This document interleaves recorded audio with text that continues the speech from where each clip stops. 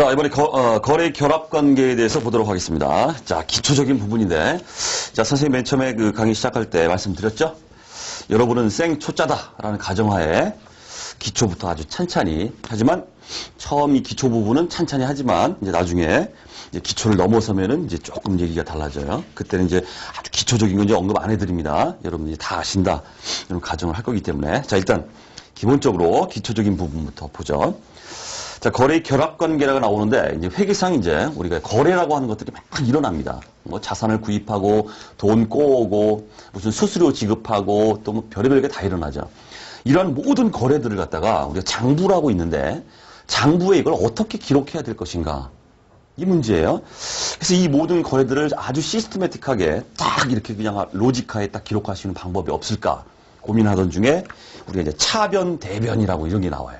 그래서 모든 거래를 차변 요소, 대변 요소 구분해서 딱딱 기록이 들어갑니다. 이렇게 해봤더니, 아구가 딱 맞아요. 기록이 정확하게 되더라는 얘기입니다. 그래서 이런 그 차변, 대변 거래를 기록하는 이런 방법이죠. 장부에. 이건 그리스 로마 시대부터 있었다고 해요. 이미 그냥 BC 몇 년 전부터 이 방법을 쓰고 있었던 겁니다. 희한하죠? 희한합니다. 애초에 이 방법을 쓰고 있었던 거고, 현대까지도 그걸 쓰고 있다는 뜻이에요. 자, 그래서 어떤 거래가, 회계상 어떤 거래가 나타나게 되면 딱 보니까 그렇게 거래의 8요소라는 걸로 딱 이루어져 있더라는 얘기예요. 그 이외에는 없다 이런 얘기예요. 그래서 보시면 거래의 8요소, 즉 8가지가 나타난다는 얘기입니다. 모든 거래에서 첫 번째가 이제 자산과 관련해서 자산이 증가되는 게 있겠죠. 또는 어떤 경우에는 또 자산이 감소되는 경우가 있어요. 이게 첫 번째, 두 번째 거래입니다. 그 다음에 부채 측면에서 보면 부채가 증가되는 경우도 있고 돈 꼬았다 그러면 부채가 증가하잖아요, 이게. 하지만 가지고 있는 부채를 내가 상환했다, 갚았다, 이러면 부채가 감소해버리죠. 이런 경우가 이제 두 가지가 나오더라는 얘기입니다. 그럼 또 역시 마찬가지로 이제 자본과 관련해서 자본 그러면 뭐 앞서서 잠깐 말씀드렸지만 우리 회사의 주주가 우리 회사에 주금을 납입하고 돈 주고 내가 이제 주식을 발행했다. 이렇게 주식 발행과 관련된 이런 거 자본금이 늘어난다고 그래요. 자기 자본이라고 말씀드렸죠. 자본금이 늘어날 수도 있고 또 감소할 수도 있고 자, 이런 상황이 또 두 가지가 있더라. 그 다음에 이제 자산부채 자본과는 이제 별도로 비용이 발생하는 경우가 있고 수수료 지급하고 뭐 이런 게 있죠. 또 거꾸로 수익이 또 발생하는 경우도 있어요. 수익. 내가 이제 부동산 임대업자인데 임대를 해주고서 임차인한테 내가 돈을 받더라. 임대료를 받더라. 그럼 임대 수익입니다, 이게. 이렇게 비용 발생이 있고 수익 발생이 있고 이렇게 나온다는 얘기예요. 이걸 우리가 8가지, 이걸 우리가 거래의 8요소다 이렇게 말하고 이 거래의 8요소에 의해서 모든 회계상 거래는 다 기록이 된다 하는 얘기예요. 예. 자, 그 다음에 이제 거래 이제 결합 관계라는 게 나오고 있습니다. 결합 관계.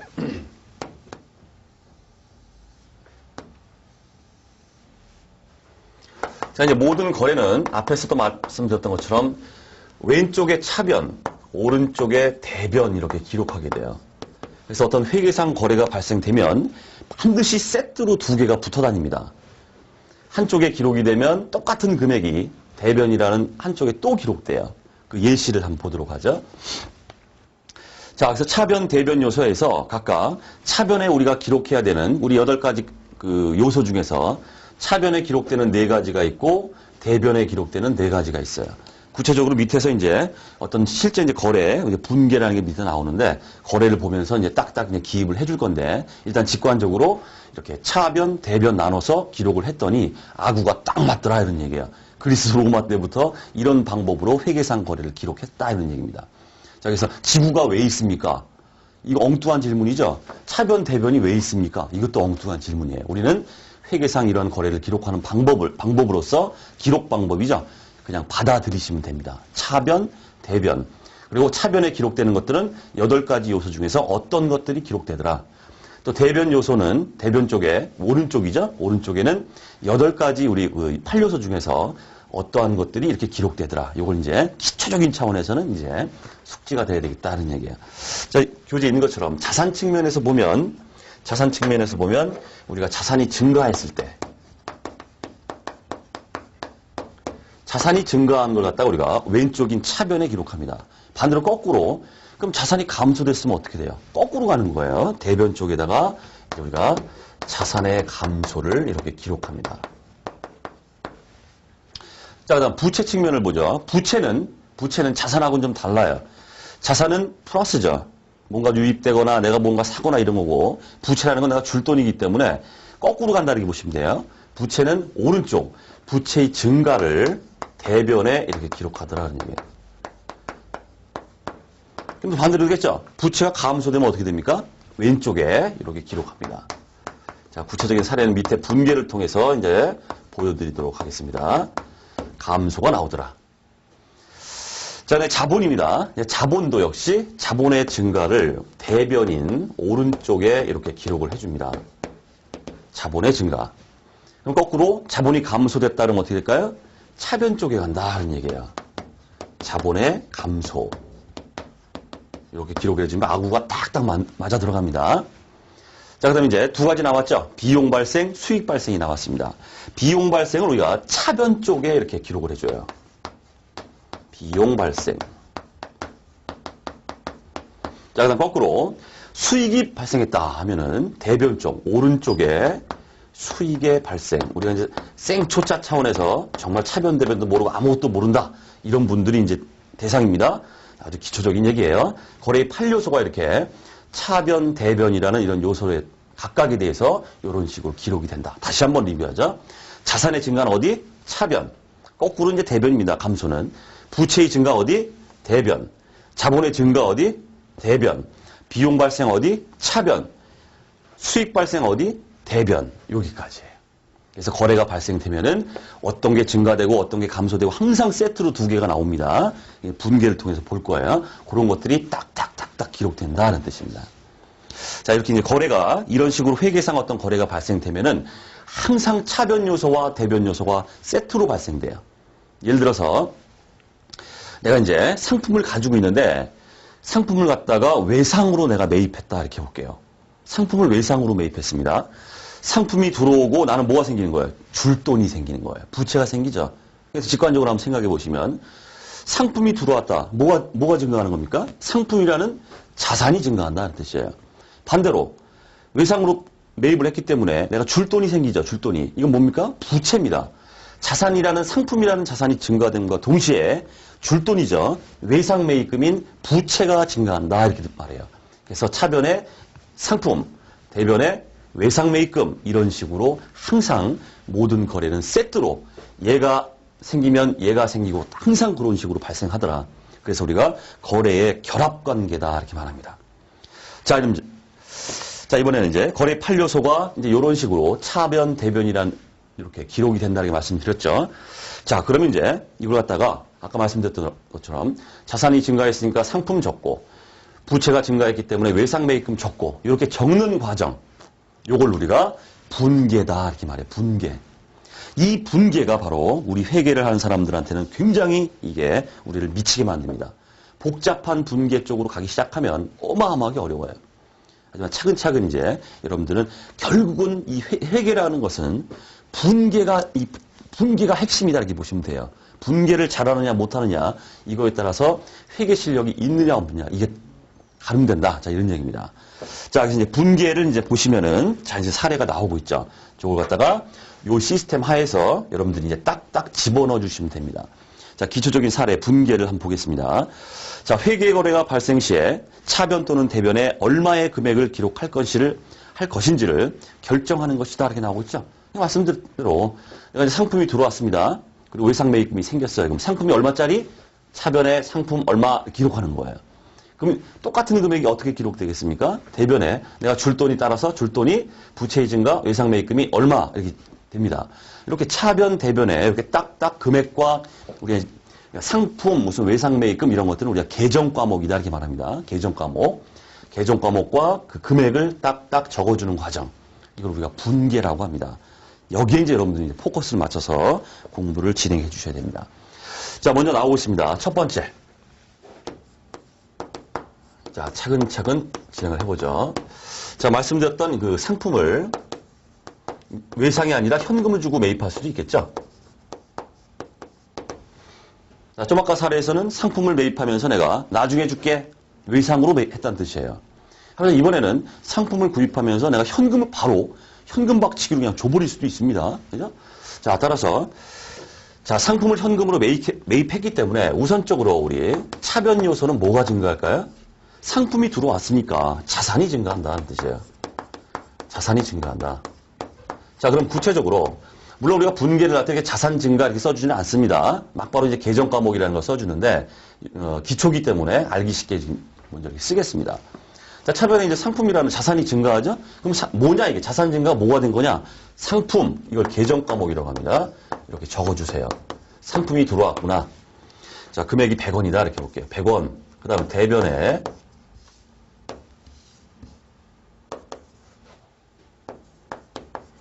똑같은 게 동시에 발생한다 그랬죠? 거래 결합관계. 상품이 들어왔어요. 근데 뭐가 없어졌어요? 현금 매입했기 때문에 현금을 줬단 얘기죠. 그러니까 내 입장에서는 어떻게 됩니까? 현금이라는 자산이 어떻게 돼요? 감소돼요. 자산 감소. 동시에 세트로 나타난다 이런 뜻입니다.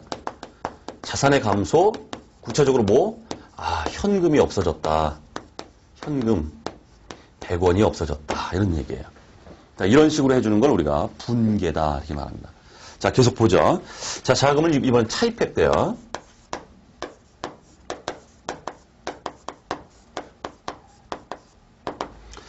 자, 돈이 궁해가지고 은행이든 뭐든 또는 아는 놈한테 빌리든 돈을 갖다 빌려왔다. 차입한다 이렇게 말합니다. 자, 자금을 차입했다 그러면 나한테 뭐가 들어옵니까? 현금이 들어오잖아요. 그럼 뭐 했어요? 자산 증가가 나타나더라. 자산 증가, 구체적으로 뭐? 현금 이렇게 들어온다는 뜻이에요. 100원이 들어왔다 이렇게 가정을 해보겠습니다. 자, 동시에 나한테는 어떤 일이 발생하겠습니까? 현금 들어오고 끝나는 거예요? 그게 아니죠. 현금을 빌려왔으면 나는 뭐가 생긴다?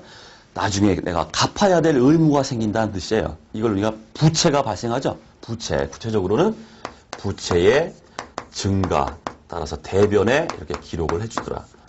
구체적인 계정 과목은 뭐 차입금 이렇게 말합니다. 차입금 100원 줄 돈이 생겼다. 항상 이렇게 차변 요소가 발생하면 반드시 대변 요소가 발생하게 돼 있는 게 바로 우리 회계상의 거래입니다. 그 다음 보죠. 또 주식을 발행했다. 주식 발행하면 뭐가 늘어난다 그랬어요? 자본금이 늘어납니다. 자, 주식 발행.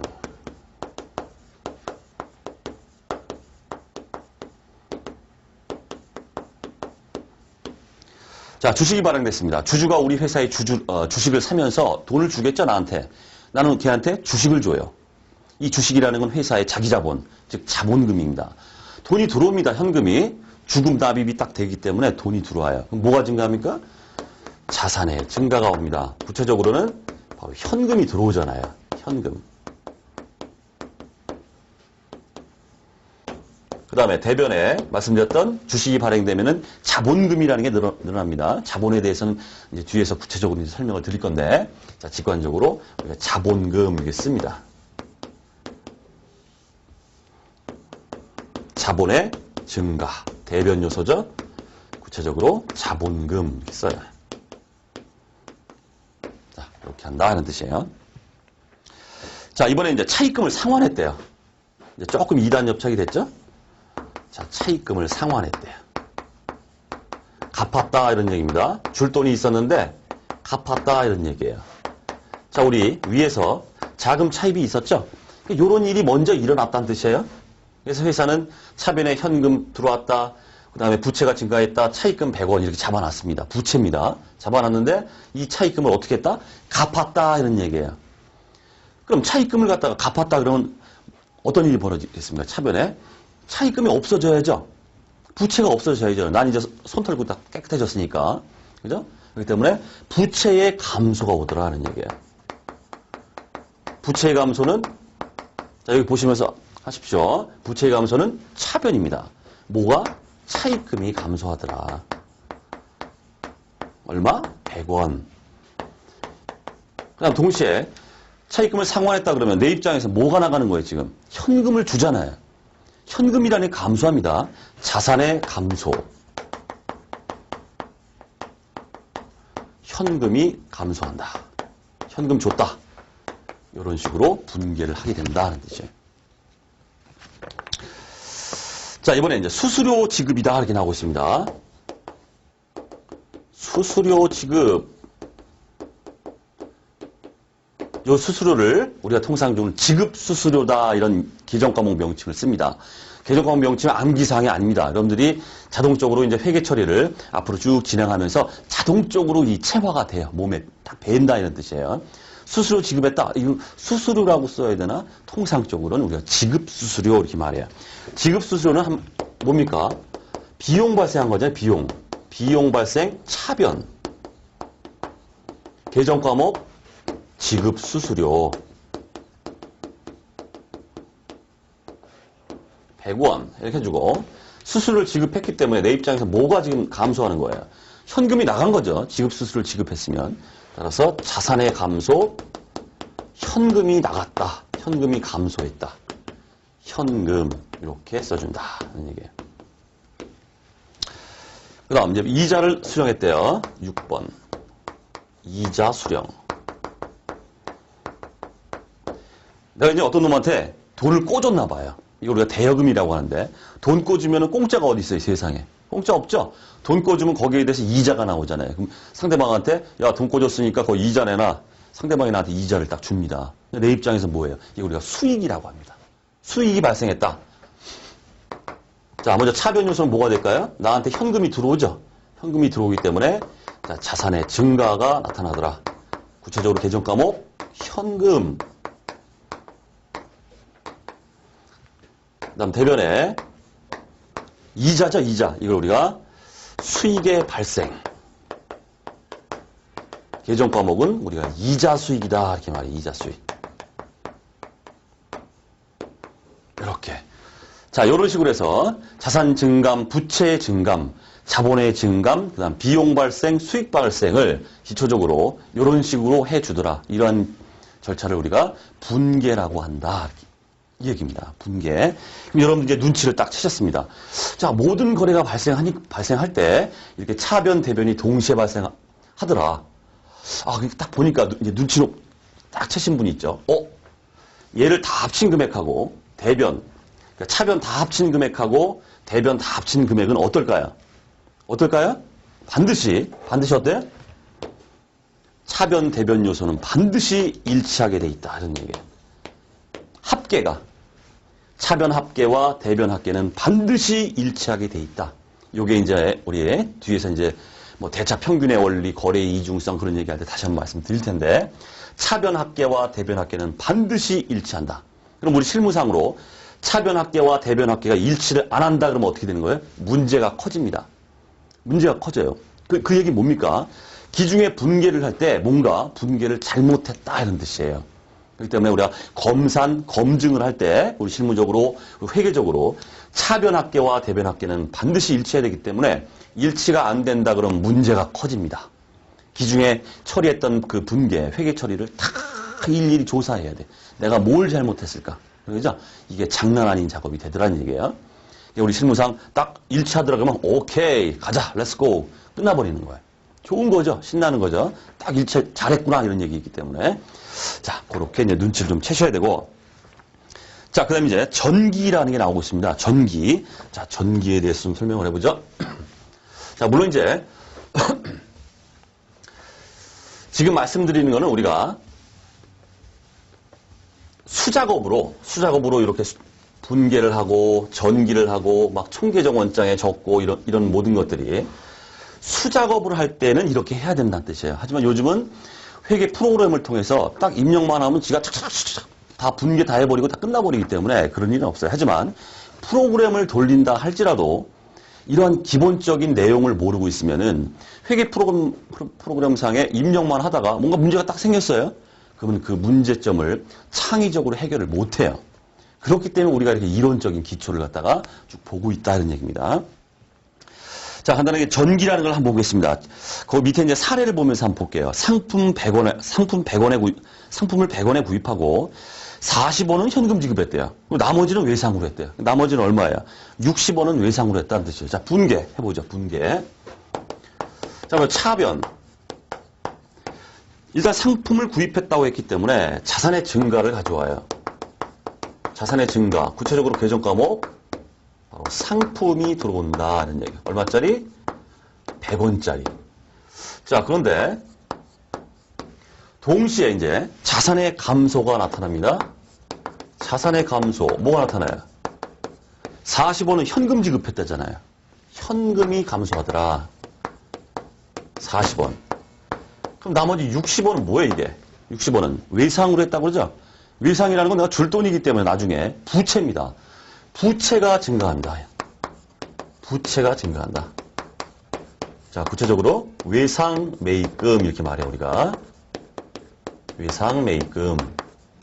자, 분계 자체는 이렇게 하는데 여기서 이제 전기라는 그런 얘기가 나오고 있습니다. 이 전기라는 게 뭐냐면 우리가 이제 분계를 하게 되면 다 상품이니 현금이니 뭐 이런 차입금이 이렇게 나타나죠. 이런 것도 갖다가 우리가 계정이라고 그래요. 자, 그래서 이런 계정들이 하나하나 다 설정됩니다. 예를 들어 현금 계정이다 그러면 현금 계정이 하나가 딱 설정돼가지고 현금이 들어온 거 막 기록되고 나간 거 다 기록되고 그러면 대차 차이죠. 차이 금액이 뭘까요? 아, 최종적으로 현금 잔액이 이만큼이구나. 이런 식으로 해서 뭐 차입금도 마찬가지예요. 차입금을 막 기록해요. 뭐 차입금을 갖다가 들어온 거는 내가 이제 차입금 돈 빌려온 거는 이제 대변 쪽에 부채의 증가이기 때문에 대변에 기록되고 내가 갚은 거는 차입금 감소, 부채의 감소이기 때문에 차변에 기록되고 이렇게 되겠죠. 그래서 막 기록을 막 합니다. 차입금 들어온 거 막 기록하고 뭐 하고 막 해요. 그럼 대차 차이가 남겠죠. 내가 차입금 갚을 돈이 요만큼 남아있구나. 이런 의미입니다, 이게. 그래서 모든 계정마다 다 이런 계정이 딱 설정이 되는데 이걸 우리가 총계정 원장이다 이렇게 말해요. 총계정 원장에는 이런 계정들마다 다 설정돼서 그거의 증감 상황이 쫙 나타납니다. 이렇게 했을 때 이런 거래가 나타났단 말이에요, 거래가. 그럼 이 거래를 갖다가 상품 계정, 현금 계정, 외상 매입금 계정에 각각 다 기입을 해줍니다. 그래야만 막 들어온 거 나간 거 딱 봐가지고 한눈에 딱 볼 수 있죠. 현금 계정이다 그러면 딱 잔액이 이만큼 있으니까 아, 우리 현금 잔액이 이만큼이구나 알 수 있다는 얘기예요. 들어온 거, 나간 걸 다 이렇게 기록해 주니까. 자, 그래서 이렇게 나타난 이 계정들을 총계정 원장에 각 계정에 설정된 계정에 옮겨 적는 작업을 우리가 전기다 이렇게 말해요. 물론 이건 옛날부터 우리 임진왜란 때부터 임진왜란 때 쓰던 수작업입니다. 현실적으로 지금은 그런 얘기 안 하죠. 컴퓨터가 다 하기 때문에. 하지만 한번 해보자는 뜻이에요. 자, 전기를 먼저 해보면, 자, 현금이 있죠? 현금 먼저 하겠습니다. 현금 계정이 다 이렇게 설정이 돼요. 현금 계정. 자, 그럼 직관적으로 차변, 대변이고 T 계정이라 이렇게 말하는데 T 계정이라고 합니다. 여기는 왼쪽은 차변, 여기는 대변이에요. 그럼 차변은 뭡니까? 자산의 증가죠? 현금 들어온 게 막 기록된다는 뜻이에요. 그럼 대변은 뭡니까? 현금 계정 대변은 자산의 감소기 때문에 뭐가 기록돼요? 현금 나간 게 막 기록돼요. 그러면 쫙 들어온 거, 나간 거 막 기록해가지고 딱 이제 기말에 가가지고 양자의 차이죠. 차이 금액이 뭐 얼마가 나왔다. 그러면 아, 현금 잔액이 얼마구나. 이런 걸 보기 위해서 이렇게 각 계정마다 전기라는 작업을 하더라는 뜻이에요. 자, 그럼 현금 40원이 이렇게 있습니다. 아, 자산이 감소됐죠? 40원 이렇게 적는 거예요. 40원. 그 다음 주의하실 거. 반드시 자, 현금의 그 대변에 40원을 적어주되 우리가 전기를 할 때 주의하실 거는 반드시 그 40원에 상대방 계정을 적게 이렇게 되어 있습니다. 상대방 계정이 뭡니까? 상품 이렇게 적어요. 왜 그럴까요? 이걸 딱 보는 순간 어떤 느낌이 딱 들어야 됩니까? 이거 다 몰라요? 근데 딱 이것만 있어요. 그럼 딱 보는 순간 여러분들은 어때야 돼요? 현금이 40원 감소했구나. 상품이라고 상대방 계정을 썼네. 아, 현금 40원 주고서 상품을 들여왔구나. 이런 뜻이에요. 그래서 이렇게 유추할 수 있기 때문에 거래 자체를 이것만 T계정만 딱 보고도 여러분들이 유추를 할 줄 알아야 됩니다. 이게 이제 포인트죠. 하나 더 해보죠. 그 다음 계정이 이제 외상 매입금이 이렇게 있습니다. 외상 매입금 계정. T계정을 딱 그릴게요. 자, 외상 매입금은 부채입니다. 부채의 증가 어디다 적습니까? 대변에 적죠? 얼마? 금액 60원 이렇게 적어요. 그 다음 요거의 상대방 계정이 뭡니까? 상품 이렇게 적습니다. 상품. 됐죠? 그럼 이제 요거만 딱 보고도 여러분이 눈치를 채셔야 돼요. 외상 매입금 대변이 부채가 증가했네. 외상 매입금이 증가했네. 근데 상대방 계정이 상품입니다. 상품을 들여오면서 돈을 외상으로 했구나. 이걸 여러분들이 거래가 어떤 거래인지를 딱 이렇게 추정을 할 줄 알아야 된다는 뜻입니다. 자, 그 다음. 하나 또 있죠. 우리 상품 계정이 있습니다. 자, 상품은 자산이기 때문에 상품의 증가, 자산의 증가는 차변, 감소는 대변 이렇게 적게 되어 있습니다. 자, 어쨌든 딱 보니까, 차변의 상품이 나타났습니다. 자산이 증가했구나. 100원 써주세요. 그 다음에 이 상품의 상대방 계정이죠. 어떤 겁니까? 현금, 외상매입금 적어야 됩니다. 그럼 여기다가 현금, 외상매입금 이 두 개를 다 적느냐? 그렇지 않다. 이게 이제 포인트예요. 자, 우리 교재. 자, 전기란 분기한 것을 총계정 원장의 각 계정에 옮겨 적는 것을 말한다.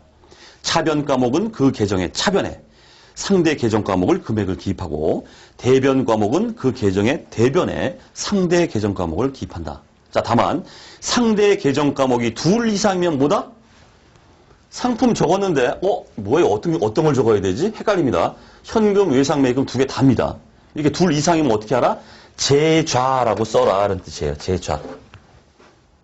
이렇게 하래요. 어쩔 수 없죠? 이렇게. 그럼 이걸 딱 보면 여러분 어떤 느낌이 드셔야 돼요?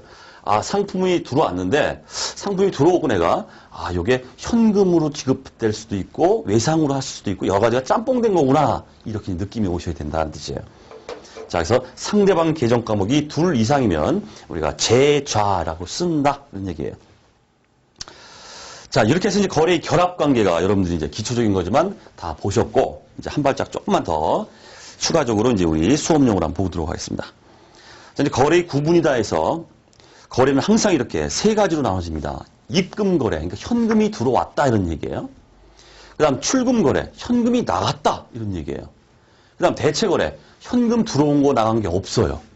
그냥 분계만 딱 떠요. 이런 걸 우리가 대체 거래도 하고, 우리 옛날에 이제 수작업 할 때는 입금 전표라는 게 있고, 출금 전표라는 게 있고, 대체 전표라는 걸 사용했었어요. 기록했다는 얘기예요. 그런 데다가, 종이에다가. 요즘 안 하지만. 자, 어쨌든 입금 거래, 가장 가벼운 거래죠. 현금 수입이 있는 거래다. 이렇게 되어 있습니다.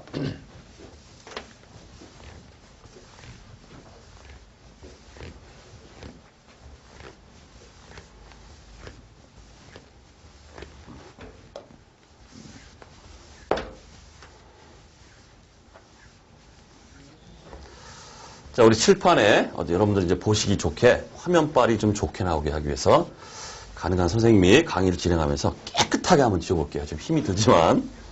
자, 그렇게 하겠습니다. 자, 현금 수입이 있는 거래다 해서 외상 매출금을 회수했다 이렇게 나왔어요. 자, 그러면 이제 추정을 한번 해보죠. 자, 외상 매출금. 내가 이제 상품을 다 팔았는데, 당초에 팔 때, 외상이야. 자, 나중에 받을게. 자, 상대방한테 줬어요. 그럼 당초 거래가 어떻게 될까요? 차변에 외상 매출금 이렇게 말합니다.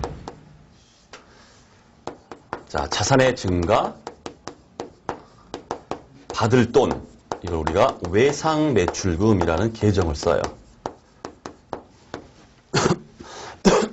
자, 100원이다 해볼까요? 100원. 그 다음에 상대방이 뭐가 나타날까요? 상대방의 여기 이제 또 헷갈리죠? 처음 하시는 분들은. 자, 자산이 증가했습니다. 받을 돈이 생겼어요. 자산 증가, 외상 매출금. 그럼 상대방 대변이 뭘까? 아무리 생각해도 생각이 안 납니다. 이거 우리가 수익 발생이다. 이렇게 말해요. 수익 발생. 뭐가 발생했어요? 바로 매출액이 생겼다는 뜻이에요. 매출. 매출 100원이다. 이렇게 씁니다. 그럼 우리 교재처럼 자, 이렇게 이제 외상 매출금, 자산 증가가 이렇게 있었는데, 언젠가는 이 외상 매출금 돈 회수하겠죠. 외상으로 해주고서 뭐 천년만년 그냥 가만히 있습니까? 그렇지 않죠.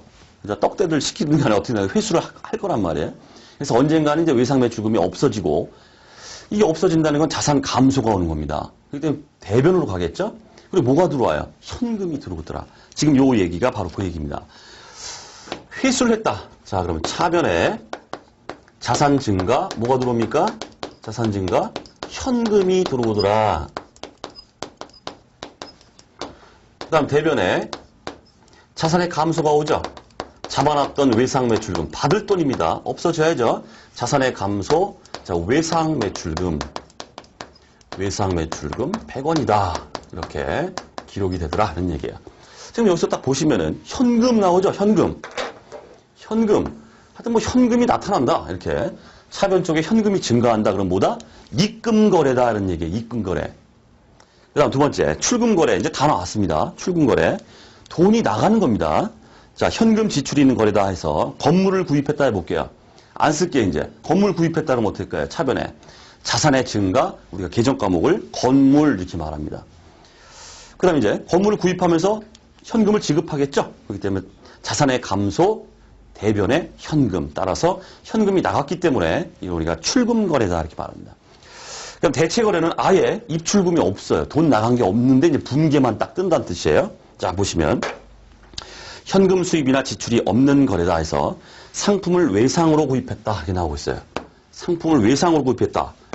자, 차변에 자산의 증가, 뭐가 들어와요? 어쨌든 상품이 들어오죠? 상품이 들어온다. 자산 증가. 대변에, 자, 상품을 외상으로 구입했다. 그럼 줄 돈이 생깁니다, 내가. 아직 돈을 안 줬죠? 현금 안 줬죠? 나중에 줘야 돼요. 부채의 증가. 부채의 증가. 바로 계정 과목은, 자, 외상 매입금 이렇게 된다는 뜻이에요. 외상 매입금 100원. 보세요. 어디 지금 현금 들어오고 현금 나간 게 있습니까? 없죠. 그냥 단순하게 차변에 상품 100, 그 다음 외상 매입금 100 하고 끝났어요. 현금 들어오고 나간 게 없죠. 이걸 우리가 대체 거래다 이렇게 말해요. 대체 거래. 자, 또 하나 사례가 있습니다. 보통 예금 이체를 했다 이렇게 되어 있습니다. 자, 외상 매입금이 있었어요. 외상 매입금이 있었는데 이제 언젠간 돈을 줘야 되죠.